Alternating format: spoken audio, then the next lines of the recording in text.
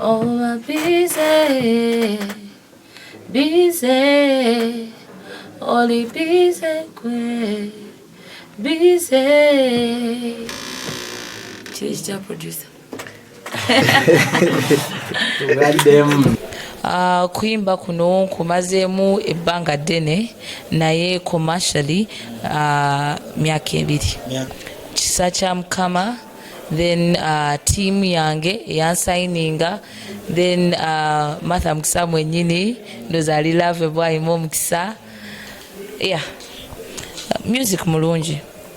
Yeah, simple. Kuba as an artist sina kyamaanyi nnyo kyenyinza kukola okujjako abantu okubafumbira mu kiyungu music omulungi. Yeah, nkolagana na communication. Then ne team yange because outsourcing abayimbi abandi fitinze nange. Yes, nekwatagana nabo. So tugambe ntimu yo yesalawo nti tugenda kola na muyimbi ono bagwa alete kirowoozo n'ogamba nandi yagadde tukoleko n'ono.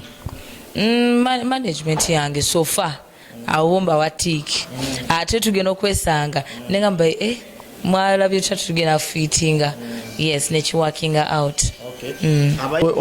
Ozifunamu zino ennyimba ng'okoze ne bana abayimbi abanene nga wakola ne Eddy Kenzo? Yes, nzifuniramu ddala kubanga olw'abayimbi abo benkoze nabo batugambe Eddy Kenzo si yenze Mathuli ndi wanjawulo ate nebyembayigiddeko bingi. Yes. So kati tulina kati akayimba neteze ne mwami Eddy Yawe. Ani aleta ekirowoozo ky'okukola mwenna? Nze namutuukirira ne musaba ngamba esaba tukole FMB. Teyali mubi munnange. Nakkiriza. Omulamu yagukuwa ogw'okwetega oba gwaguleeta? Obulaba tuli mu studio bannaye oluyimba luno lwakuba omululyano oluyimba terubadde lwangu okulutuusa wano.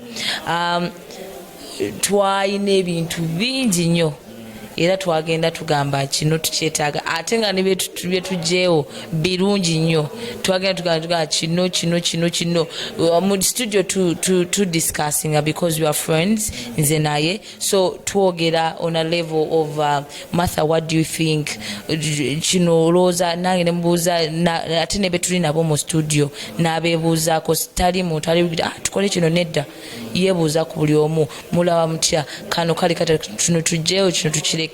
So it was a discussion gye twamalako saawa ngombo biki naye nedda tugume paka we twatuuka ku eyo decision. Twetege fena twali tulina okwetega kuba fena nduza tuli mu kwetega. Okay, Martha Mukisa wabale kola studio eri wasevo webale kusiima sebo studio weri wano ku Mai. Yes, enkolagana y'abamayi eri etya?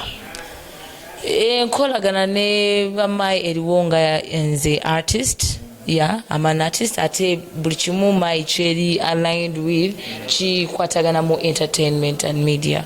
So yenkolagana eriwo me as an artist and Mai as a company that is bringing something in the entertainment. Neyanziza Mai kuwadde obwambasada kyembuuza nati mbebaza mwebale nnyo abamayi okumpa obwambasada. Yes, kati babukuwadde bakusuubiramu ki? Oba bansuubiramu ki? Baagala obakolere ki? Bakugambye ki? Bo bangambye ki? Mai ensuubiramu oba tugambe nze agisuubiramu. Yes, nze wendi naye nze Mai njisuubiramu nina bye njisuubiramu okukola omulimu gwabwe kuba bansuubiza bintu bingi nnyo mbadde mbabuuza are you ready to do this for this bye mbasuubiramu first of all okukeepinga brandi yaabwe nga gwe bagirese mu maaso g'abantu tetwagala kuwulira ate Mai. That's the first thing because Martha Mukisa is involved, Black Magic is involved, so Mai no keeping ekyo ate Mai no keeping ne promise gyekoze nti egenda kwongera okutumbula ebitone by'abantu. Bayimbi banna batandika obutandisi munabawa ku offer waneeno ku Mai studio? Ku Mai buli kimu ekikola omuntu ajje buzi wano ku Mai bali located mu Kayanza ajje ebisigadde ajja kulaba nga byekola bwekozi. Abantu basubire nti onabawo tuni mu Lusoga. Olusoga ndukoba naye abasoga mbaagala nnyo.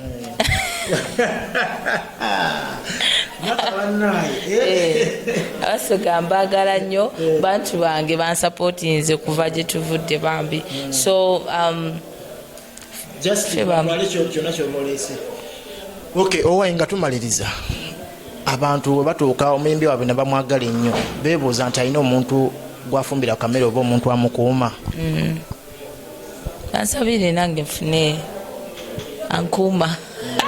Yes, bansabire naye so far nze ndi focused ku music kubanga ndi on a busy schedule. Ebyabasajja okyabiwumuddemu oba yakugaana okumuteeka mu mawulire? Ate nga ngambye ekyabiwumuddemu. Bagumiikirize time wenetuuka neyo topic tujja. Music wani amuwandiika? Pandika ne barayita bangi naye sofa benkozeeko nabo, kozeko ne Liam Voice, kozeko ne Yes Oman Rafiki, kozeko noma bamutatamji, nkozeko ne bye bali awo. Tunafuna kusomozebwa kwonna ng'abo ba producers ba writer ng'abo ensonga y'okubanga ensonga ziri okubanga ate bazikoonako. Ebyo bibaamu kubanga tuli bantu nawe nyinza okubeera wano n'ogira naye ndowooza tulina kurespectingagana na muntu kumanya nti nogwego mulimu gwe n'otamunyigiriza mu mulimu gwakola kuba kimukuleetera okugukyama.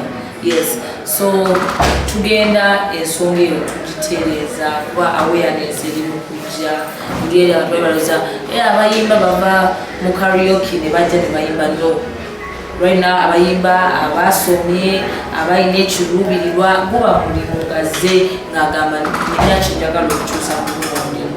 So tujja genda nga tuyiga nti n'omukyala alina okuweebwa respect mu ngeri eyo ate nawe omukyala baba bakugambye ensonga ngeri you don't need to take it serious.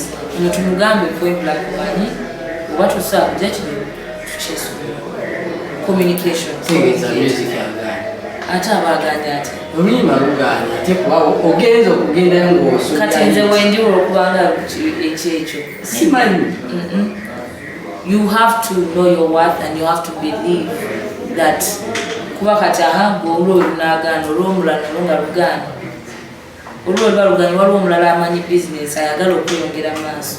Okimanyi abawala obalabudde kayimba kano mulati bawadde essanyu bawulira bye baagala okuwulira kabiteke sawa yakweteka. Okay, soko tuwulireyo nga tumaliriza teekateeka kizoyina twawuliddeko oyina nominations awards gundi zewa nominated. Yes, nina nominations wa MTN MTN Awards then mu Galaxy MTN odailinga *170 *70#.